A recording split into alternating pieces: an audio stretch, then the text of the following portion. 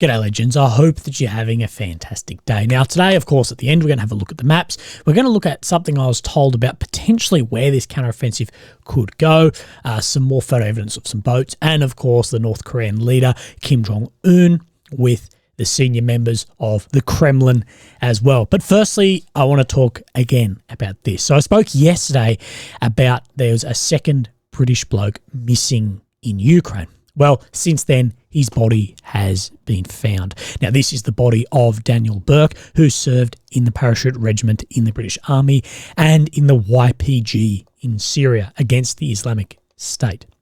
So let's have a look over the article that has come out about this. That Ukrainian police searching for the British former paratrooper Daniel Burke, who disappeared last month, have found the body of a man. Burke, 36, has not been seen or heard from since August the 2nd, when CCTV showed him driving out of Zaporizhzhia in a green Mitsubishi L200.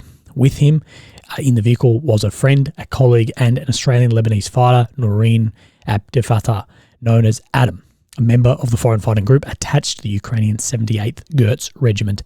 Yesterday, the main directorate of the National Police in the city said that the body of a man they believed to be Burke had been found in one of the populated areas of Zaporizhzhia Oblast. The case is now classed under the Article 15 of Ukraine's Criminal Code, intentional homicide, so murder, as forensic and DNA tests continue.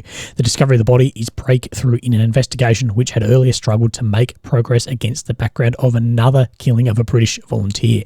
The suffering of Burke's family, who were informed of the news yesterday, was worsened by the absence of any Ukrainian police liaison officer to the British embassy in Kyiv, leaving his relatives with a sense of exclusion and fear. As a family, we've got a Ukrainian police investigation. We aren't even sure is happening, Kevin Burke, the father of the missing man, said 2 days ago before the discovery of the body. The police don't communicate to the embassy, and so the Foreign Office can't communicate to us. We don't know the case number, an officer's name, what police division is dealing with it, or have any update. We have absolutely nothing. It's a nightmare.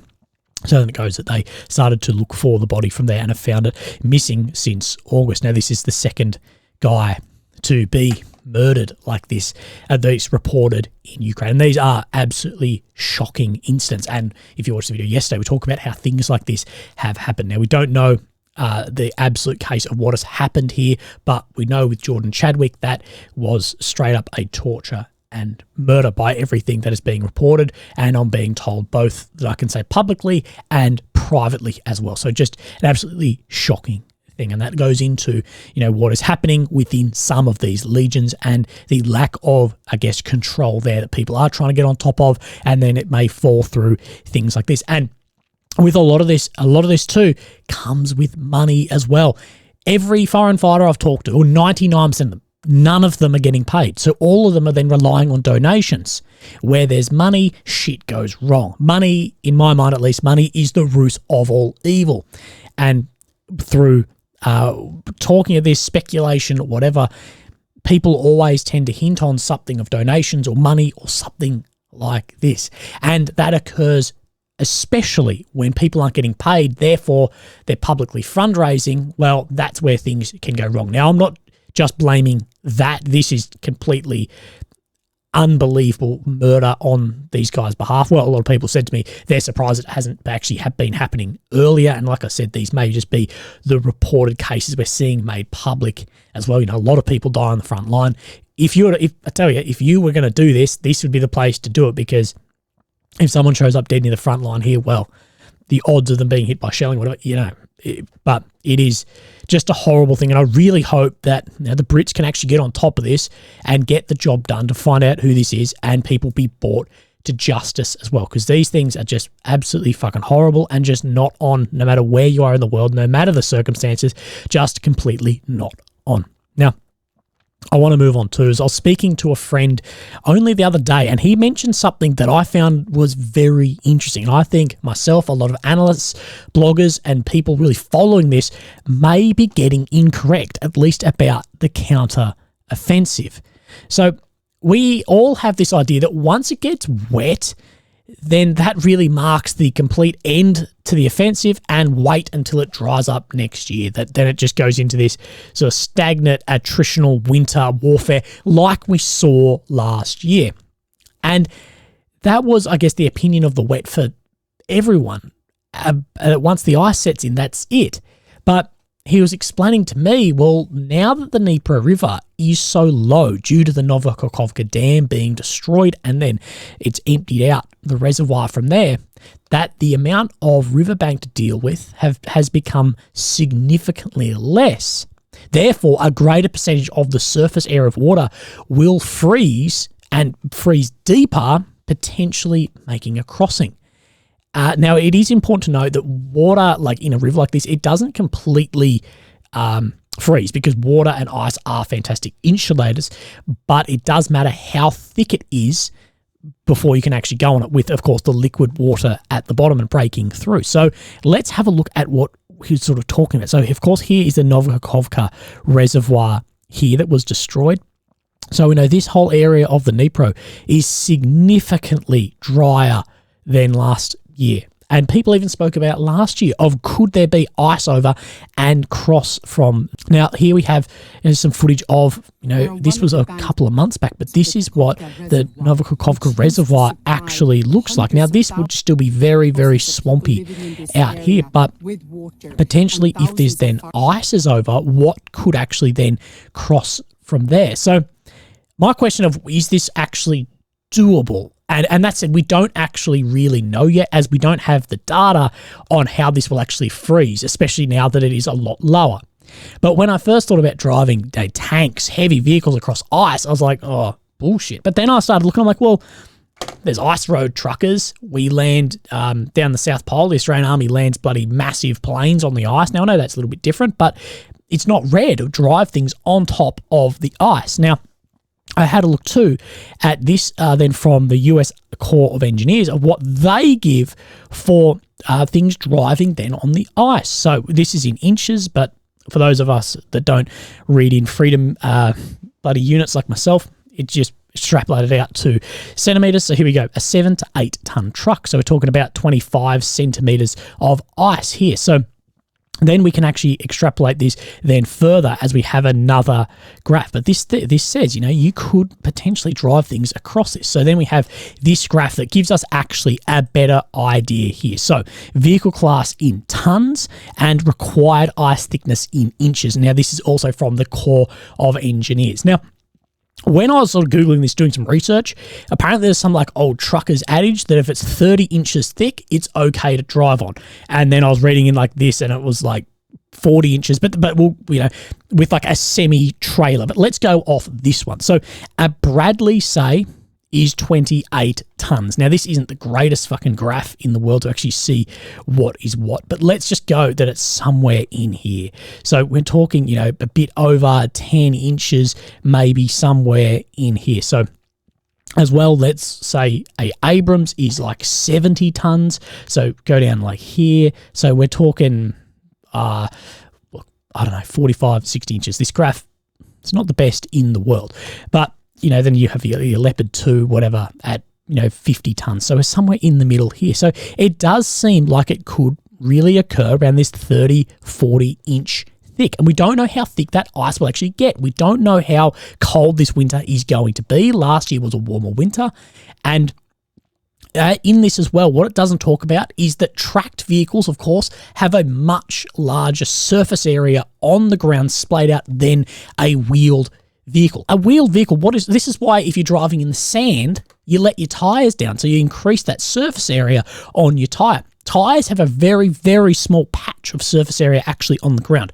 This is why tracked vehicles can go bloody anywhere, is because although, yes, they're very heavy, but the weight per square inch can be significantly less. Even for the same weighted vehicle, especially, is significantly less than that.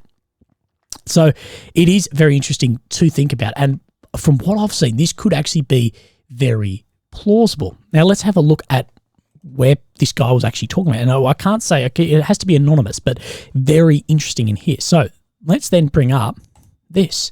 the defensive works. Now, of course, this is where Ukraine is having their main counteroffensive, and where all Russia's primary defences is around the south in Zap here. But if we come up more into Kherson Oblast, well, there's significantly less defensive works in here. And if there was crossings here, well, the amount of actual resistance is going to be significantly less. And we know that Russia moved a lot of people out of here due to the flooding from here down, moved them out, and are reinforcing their southern defences down here as well with these people. So it sort of adds up that if it was to freeze, and you could move artillery systems, tanks, things like this with those 10, 20, 30, 40 inches of ice, it could actually be doable. And now that there's so much less water, so much less flow in the Dnipro basin there, this could really be where it goes. And maybe this is what maybe we're waiting for on this major offensive, because we've seen a few challenges, a few Leopards, but we haven't seen near the amount that is coming in. Same with the Abrams tanks, although the mud, things like this are still going to be problems. So you'd need the ground to get frozen as well. Like if you watched me before this war actually started, when we thought Russia was going to invade in Feb, we thought Russia was actually waiting for the ground to freeze then to go in, and it didn't freeze in early 22. So, or not the amount tanks need. So then we had a lot of Russian tanks getting bogged, things like this that we then saw. But it definitely seems possible, and the defensive works seem like a good area to maybe push down into Crimea, something like this. So last year, Kyiv was praying for a warm winter due to Russia targeting their critical infrastructure, gas, electricity, things like this. So maybe this year Kyiv is actually praying for as cold as possible to push across the Dnipro. Now, if we do see this happen, I think then it may give more answers as what to happen to the Novokhovka Dam as well. Of course, not a smoking gun, but you never really know. And some of this as well, we have seen Ukraine push very hard to get a bridgehead on the left bank of the Dnipro. So, of course, down here, but this is the area that was, flooded, but it will flood, then dry as well, is with these bridgeheads. Well, if it's just troops, it's not going to do much. You really need somewhere to bring the armour, the artillery pieces across. And where could that be? Well, maybe if they link up somewhere. We don't really know. It's just speculation, but I've been thinking on it. It's like, shit, that seems like that could actually really happen somewhere as well. Now, we spoke then about Russia's targeting Ukraine's critical infrastructure last year. So then the British MOD has this. Now, between October 22 and March 23, Russia focused long-range strikes against Ukraine's national energy infrastructure. Air-launched cruise missiles, ALCMs, especially the modern AS-23 Alpha Kodiak, were at the heart of the most of these strikes. Russia uses strategic bomber aircraft to release these munitions from deep within Russian territory. Open source reports suggest that since April 23, ALCM expenditure rates have reduced, while Russian leaders have highlighted efforts to increase the rate of cruise missile production.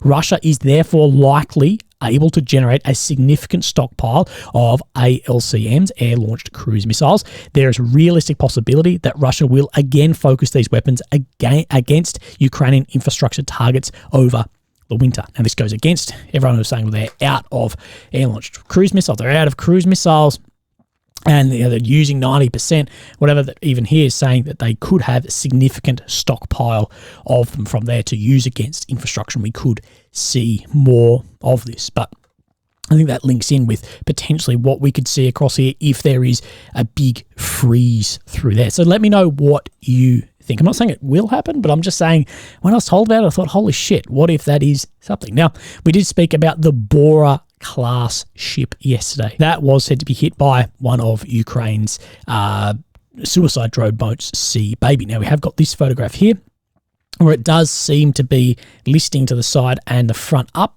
in here as well, being towed by then these two tugboats. So on a slight angle, it does seem to have maybe had some damage. Now, there is photos of other ships in the Black Sea as well under tug, people saying these have been hit.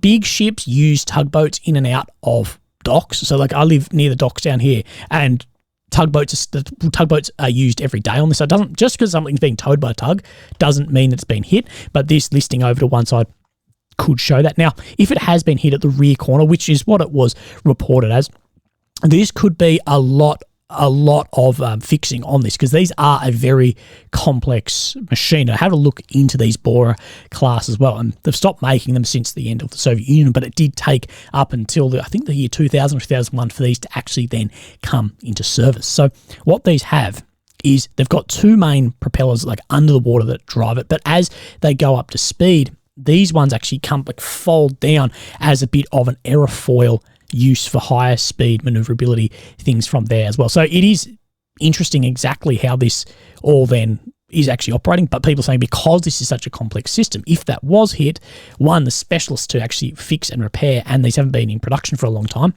could be very difficult to actually get these back into action, depending on how much is actually taken out on there as well.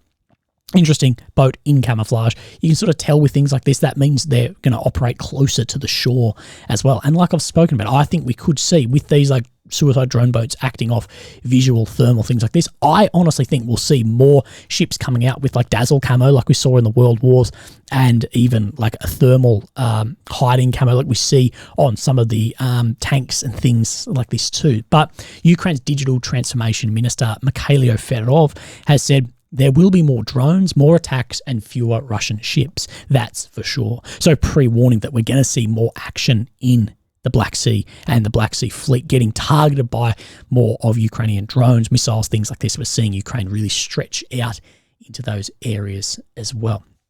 And it has been very obvious that Ukraine is trying to diminish the capacity down in here, and we will see where Ukraine, if they get into this area, what will actually occur from there, and trying to limit especially those ships or submarines that can fire then cruise missiles. So 30 miles, about 50 k's from the Pacific port city of Vladivostok, where we've spoken about in the far east of Russia, with Defense Minister Sergei Shoigu, he's met with North Korean leader, dictator Kim Jong-un. Now, they've met at Russia's Nevchi airfield, and they've inspected Russia's nuclear-capable strategic bombers, the hypersonic missiles, and also warships. So, of course, this is all technology that Kim would love to then get his hands on. So, this is maybe my favourite photo of all time of Kim and Shoigu here as well. So, when looking at the aircraft, Shoigu told Kim it can fly from Moscow to Japan and then back again.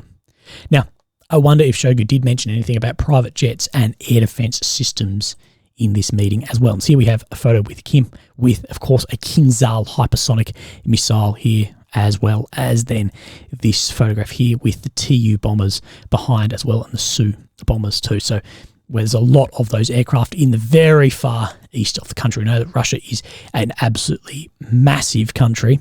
So to keep those in that area, it still takes them a lot to try and fire things into Ukraine, but they also need to be there to protect that border. That can be the good and bad thing with having such a large land mass, is you need to then protect that bloody thing too.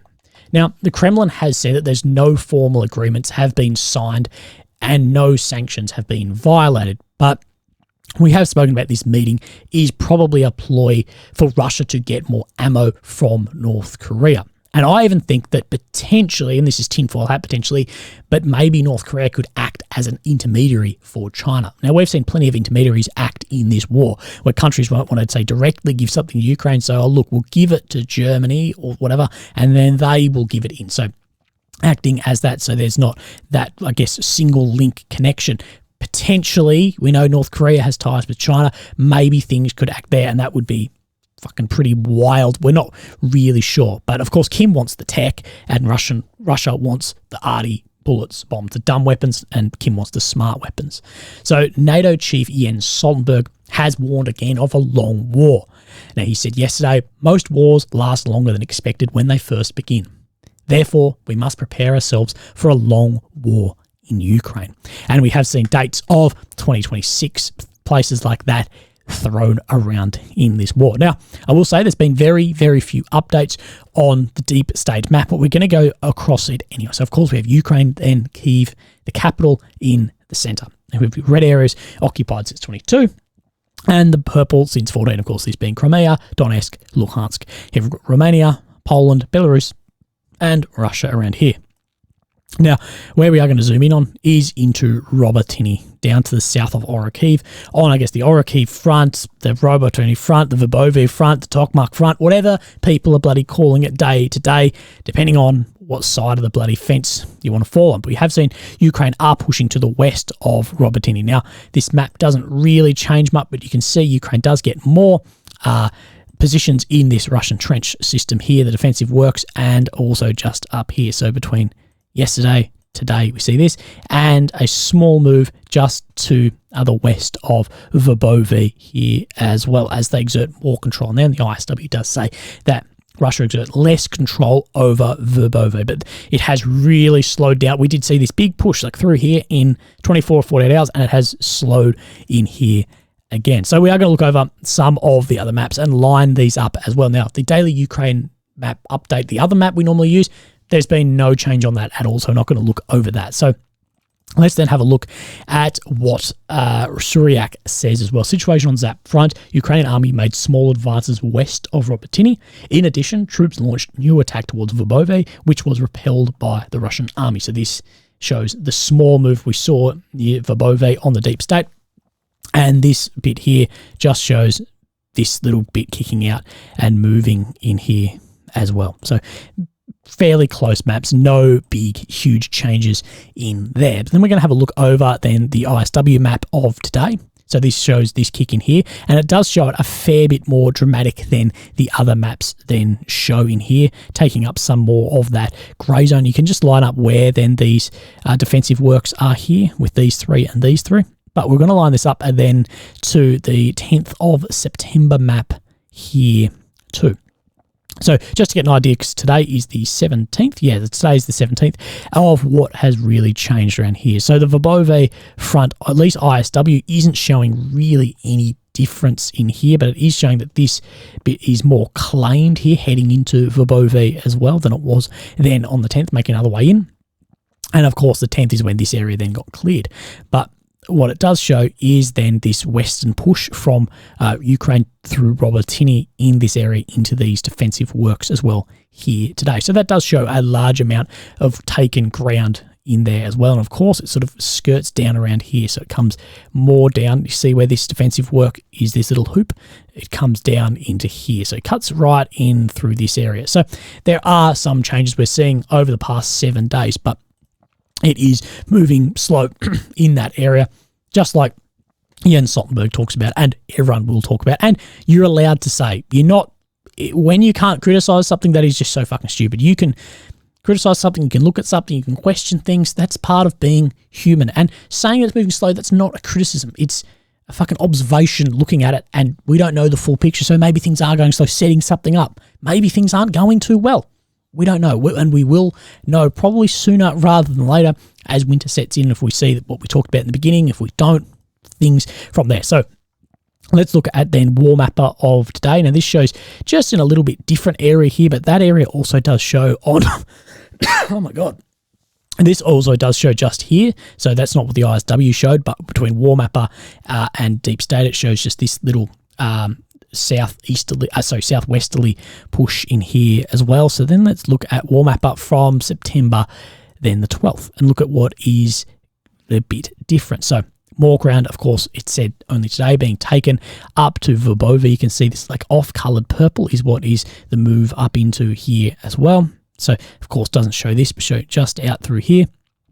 These three defensive works are still shown in grey zone on both maps of today and then 5 days ago, but a more move into the northwestern outskirts of Novopokrovka here as well. So interesting movements in here as we see Ukraine moving into areas. So this area on the 12th then is still in grey zone. Bits and pieces, we will start seeing some movement there, but it is good to always compare these maps and see then what is actually showing as different. Now, there's been really no other change on the map really anywhere. We're going to have a look, but Ryazan, Novorossiysk, Novomorsky front hasn't changed on any maps I can find. So where we're going to move up is past Avdiivka, up towards Bakhmut, where it seems to be such a pinnacle of this war. I think once this war is ended, Bakhmut will be something that really live on in the battles that have happened in here. So where we're going is there's been no change in the north around Bakhivka, Yahini, which did see Russia have some advance, but there has been movements in Andrivka and Klishkivka as well, and we have seen that Andrivka has come under Ukrainian control. So let's go back to the 15th, no change, but we have seen this. But what this map should show is more blue over Andrivka here too. So we do have some footage. So I can't show you the majority of any of this footage just due to things happening and fucking YouTube being, YouTube. But anyway, you can just see the state of what is left in Andrivka here, that it is completely just like moonscape, every building down, nothing really left. And this is what we spoke about yesterday. We saw that photo of just it completely flattened rubble, that Ukraine's going to have to go and move on past Andrivka, because that's not an area to set up and occupy from there, because Russia will know exactly where the trench systems are, where to put the artillery, where to land things. You really need to move and keep moving on that momentum through there once they then have it. So let's look then at what Suryak Maps has said. Situation south of Bakhmut. Recent video footage confirms Ukrainian army managed to enter the settlement of Andrivka at this grid, which is that video, and that's been geolocated across multiple sources, not just Suryak, but it is the same one, which confirms its capture. As it was mentioned previously, Ukrainian army is currently advancing along the railway in order to completely secure the destroyed locality. During the last hours, Russian army retreated from part of these positions, some of them retaken recently. Every report regarding the encirclement of thousands of Russian troops in the area is completely false. Russian army had previously withdrawn towards the railway. Yeah, and we have seen a lot of people claiming that so many Russian troops were, held there and take a PW, things like this. There's just no footage of that. There's no drone footage of any of this. It's just fallacies coming out. And I've seen some posts on that, but no photos, no geolocation, none of that. So what I'm saying is Ukraine is really trying to get onto this railway, to move past this and then push the Russians out. As we know, that's where this railway leads down into, of course, Kurumivka, up to Klishkivka, areas like this as well. So we're going to look over some of the other maps we have then of this area. So then we have the war mapper of Andrivka today. So let's have a look at this. Now, this does actually show that, Ukraine did push into Klishkivka as well, but there was a lot of pushback of the Russians here too, and does show more grey zone up to where this is white line is, of course, the train line. So the train line on war mapper is showing more in Russian control than some of the other maps, but saying Klishkivka is mostly completely under Ukrainian control, but the Russians are pushing back there, but that they have moved then into Andrivka as well. Now let's just bring up war mapper from then the 12th, so 5 days ago, add what is different in here. So this is where they really had the push underneath to the south of Andrivka, but now we see that Andrivka has come under into grey zone, into Ukraine, or more so into Ukrainian control. When I say like under control, it's just where people are. That's still, this whole area, way more than just this is shown, is still grey zone of where things can hit you, fire at you, artillery systems, things like that. It's still massive. It's just where the zero line is, where the last Ukrainians are and where the last Russians are fighting there, but it's still very contested absolutely everywhere, but also shows the advancement of Ukrainian control to the northeast through Klishkivka as well. So pushing in those areas. But from the other maps, that is then all that we have. But if we just go on deep state, we're just going to push up further to the north, and then we're going to move up near Svatov. We know Russia is pushing to the west in Svatov here as well. So we go back to the 15th and then to today. So, of course, this map missed yesterday, the 16th, but we see this push that Russia did make more ground through Novihorovka here as well.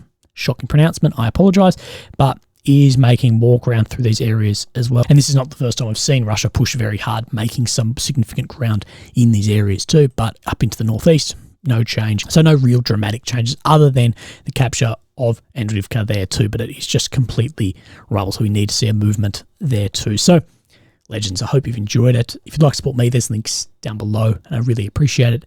But otherwise, I hope that you've had a fantastic weekend. Look after yourself, and I'll speak to you tomorrow. Cheers. Thank you. Bye-bye.